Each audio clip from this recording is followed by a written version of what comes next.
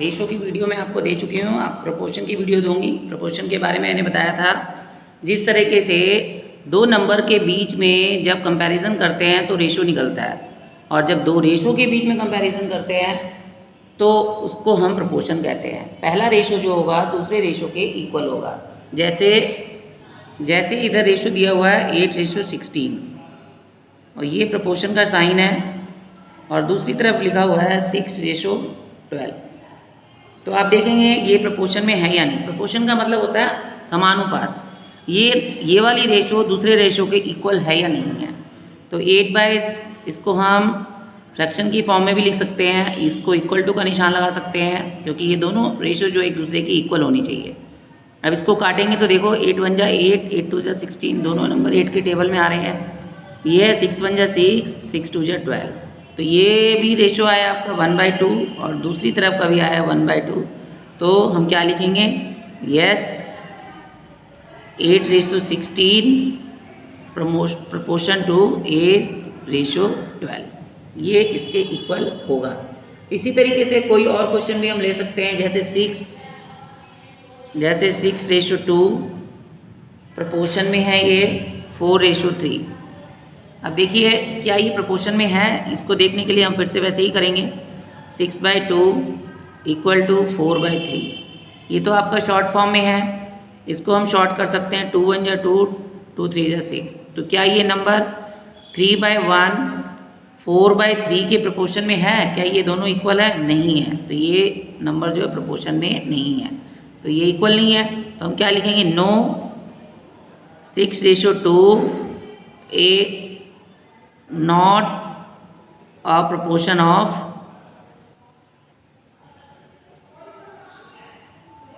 4:3, ये इसके प्रोपोर्शन में नहीं है। इसी तरीके से हम कोई और क्वेश्चन भी ले सकते हैं। देखिए हमने एक क्वेश्चन लिया 150:250, प्रोपोर्शन है 200:300। तो इसका हमने 0 से 0 काट दिया, इसको हमने इस तरह से लिखा, इसको इस तरह से लिखा, इसकी 2 0 से 2 0 कट गई। यहाँ इसको काटा 5 3 जा 15, 5 5 जा 25। यहाँ बचा 3/5 और दूसरी तरफ आ गया 2/3। तो ये प्रोपोर्शन में नहीं है, तो हम क्या लिखेंगे, these ratio are not in proportion. अब एक क्वेश्चन है, which ratio is larger in the following pairs. यहाँ पर आपको दो रेशो दी हुई है, 3:4 और 9:16। ये आपको रेशो दी हुई है। इसमें आपको बताना है कि ये रेशो जो है, इसमें से कौन सा रेशो जो है ग्रेटर है। ये हो गया 3/4, दूसरी तरफ आ गया 9/16। अब आपको बताना है कि ये दोनों में से कौन सा नंबर जो ग्रेटर है। तो आपने फ्रैक्शन में पढ़ा था क्रॉस मल्टीप्लाई, इधर से इसकी क्रॉस मल्टीप्लाई, ये कितना हो जाएगा 3 × 16 और दूसरी तरफ आ जाएगा 4 × 9। 16 3 जा 48 और 9 4 जा 36। तो नंबर कौन सा बड़ा आ रहा है, इधर के ग्रुप वाला नंबर बड़ा आ रहा है, तो ये नंबर बड़ा हो गया। तो हम क्या लिखेंगे, 3:4 ग्रेटर देन 9:16। इसी तरीके से हम कोई और भी क्वेश्चन ले सकते हैं, जैसे 15:16 या 24:25।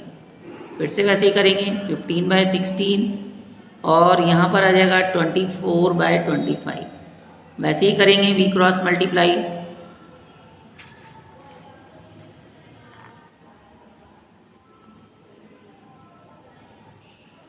15 × 25 और यहाँ लिखेंगे 16 × 24। 15 5 जा 75, कैरी का हुआ 7, 15 2 जा 30, 30 में 7 जोड़ेंगे 37। इसी तरीके से 16 4 जा 64, कैरी का हुआ 6, 16 2 जा 32, 32 में 6 जोड़ेंगे तो 38। यहाँ पर आया है 375 और इधर आया है 384। तो ये नंबर क्या है, ये छोटा है, ये नंबर बड़ा है। तो हम क्या लिखेंगे, 24:25 इज ग्रेटर देन 15:16, क्योंकि क्वेश्चन में बोला था कौन सा रेशो बड़ा है, तो जो रेशो बड़ा होगा हम उसको पहले लिखेंगे। उसी तरीके से आपकी बुक में 2-3 क्वेश्चन और हैं, 3rd 4 5, ये आप खुद करेंगे। Question number 10, compare the ratio 7:6 and 4:9। Same to same 9 की तरह आपको कंपेयर करना है। 7/6, दूसरी तरफ लिखेंगे 4/9 और फिर v क्रॉस मल्टीप्लाई करके आप इस क्वेश्चन को भी सॉल्व कर सकते हैं। Which of the following is are in proportion, कौन सा नंबर प्रोपोर्शन में है। ये दो क्वेश्चन मैं आपको सबसे पहले मैंने प्रोपोर्शन ही बताया था, एक ये कराया था, ये कराया था। तो आपको देखना है कि कौन सा प्रोपोर्शन में है कौन सा नहीं है, उसी तरीके से आपको लिखना है। जैसे मैंने आपको ये तीनों क्वेश्चन सुबह का ये कराए थे 1 2 3 सेम टू सेम, वैसे ही प्रोपोर्शन को निकालना है। नेक्स्ट है question number 12, find x in the following proportion, x की वैल्यू निकालनी है आपको। तो x/6 इक्वल टू 55/11। तो क्वेश्चन है हमारे पास x/6 और इक्वल टू 55/11। इसका करने का एक और तरीका भी होता है। अभी तो मैंने आपको बताया कि v क्रॉस मल्टीप्लाई करके करेंगे, पहले इसको फ्रैक्शन में कन्वर्ट करेंगे, फिर 55/11 करेंगे, फिर ये नंबर v क्रॉस मल्टीप्लाई में इससे मल्टीप्लाई हो जाएगा। तो x × 11 इज इक्वल टू 6 × 55। ये दोनों नंबर यहाँ पर मल्टीप्लाई में है तो x की वैल्यू आराम से निकल जाएगी। यहाँ पर लिखेंगे 6 × 55 और ये नंबर जो मल्टीप्लाई में है ये डिवाइड में आ जाएगा। अब 11 से ये कट रहा है, 11 × 11, 11 × 5 = 55। तो x की वैल्यू क्या हो गई, 6 × 5 = 30। इसको करने का एक दूसरा तरीका एक और होता है, जैसे x/6 है और दूसरी तरफ है आपका 55/11। अंदर के नंबर्स को बोलते हैं मीन और बाहर के नंबर को बोलते हैं एक्सट्रीम। मीन को मीन से मल्टीप्लाई करते हैं और एक्सट्रीम को एक्सट्रीम से मल्टीप्लाई करते हैं। तो उसमें हम देखते हैं कि x की वैल्यू किस में आ रही है, मीन में आ रही है, एक्सट्रीम में आ रही है। तो x जो एक्सट्रीम में है तो यहाँ पर एक्सट्रीम के साथ एक्सट्रीम मल्टीप्लाई हो जाएगा और मीन के साथ मीन मल्टीप्लाई हो जाएगा। अंदर को अंदर से मल्टीप्लाई करेंगे और बाहर को बाहर से। सेम टू सेम ये वाला पार्ट आ गया, x इज इक्वल टू 6 × 55/11, वैसे ही कट जाएगा, 11 × 11, 11 × 5 = 55, x इज इक्वल टू 6 × 5 = 30। तो ऐसे भी आप निकाल सकते हैं। नेक्स्ट है 18/x, 18/x इक्वल टू 27/3। तो हम मीन करके कर लेते हैं, अंदर की अंदर से बाहर की बाहर से। तो x जो है मीन प्रोपोर्शन मीन के अंदर है तो x × 27 और दूसरी तरफ चला जाएगा 18 × 3, 18 और ये 3 चला जाएगा। तो अब इसको क्या करेंगे, हम x को यहीं पर छोड़ देंगे, यहाँ का नंबर लिखेंगे और ये मल्टीप्लाई का नंबर नीचे चला जाएगा। तो अब देखिए ये 9 के टेबल में आ रहा है, 9 × 2 = 18, 9 × 3 = 27। ये 3 के टेबल में दोनों नंबर आ रहे हैं, 3 × 1 = 3, 3 × 1 = 3। तो x की वैल्यू कितनी आ गई, 21 × 1 = 2 है यहाँ पर, क्योंकि ये हमने काटा था, 18 को काट के 2 बचा था। तो यहाँ पर x की वैल्यू आ गई 2। तो यहाँ पर रखेंगे 2, तो ये एक्सट्रीम के साथ हो जाएगा और ये मीन हो जाएगी। तो x की वैल्यू हमारी निकल गई 2। इसी तरीके से इसका एक पार्ट और है, 7/14 इक्वल टू 15/x।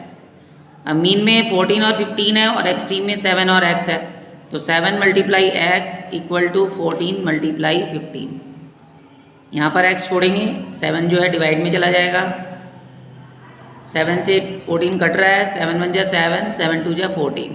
तो x की वैल्यू क्या आ गई, 15 × 2 = 30। तो यहाँ पर x की वैल्यू 30 निकल गई। तो इस तरीके से इस टाइप के कोई भी क्वेश्चन जो भी आते हैं वो आप आराम से कर सकते हैं। अब देखिए आपकी बुक का लास्ट क्वेश्चन है, the ratio of the length of a school ground to its width. ये पहले वाला लेंथ है, दूसरे वाला विड्थ है, इनका रेशियो दिया हुआ है। फाइंड इट्स लेंथ, लेंथ बताओ if the width is 40 metre.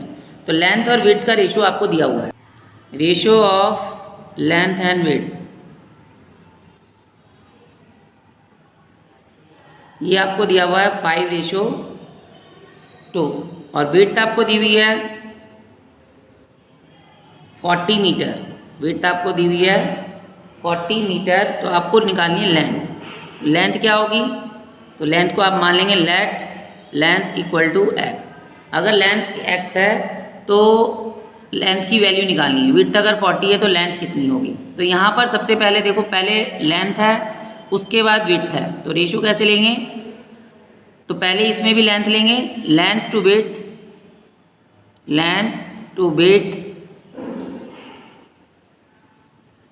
तो यहाँ पर भी लेंथ टू विड्थ ही लेंगे। तो मैंने आपको पहले भी बताया था यूनिट के साथ सेम यूनिट आनी चाहिए। ब्रेड्थ लिखें या विड्थ लिखें एक ही बात है। अब यहाँ पर जो लेंथ है वो x है और ब्रेड्थ जो है 40 है। अब यहाँ पर यूनिट नहीं लगाएंगे, जब भी हम इस तरह के क्वेश्चन करते हैं यूनिट को हटा देते हैं, पर यूनिट सेम होनी चाहिए। दूसरी तरफ का है लेंथ 5 है और विड्थ जो है 2 है। सेम टू सेम वैसे ही अब करेंगे, मीन टू मीन एक्सट्रीम के साथ एक्सट्रीम। 2x 2 मल्टीप्लाई x को 2x भी लिख सकते हैं इक्वल टू 40 मल्टीप्लाई 5। तो x की वैल्यू क्या निकल जाएगी 40 मल्टीप्लाई 5 बाय 2। 2 के टेबल से ये नंबर चला जाएगा, 2 1 जा 2, 2 2 जा 4, 2 0 जा 0। तो x की वैल्यू क्या आ जाएगी यहाँ पर 20 मल्टीप्लाई 5, तो x आ गई आपकी 25 जा 100 मीटर।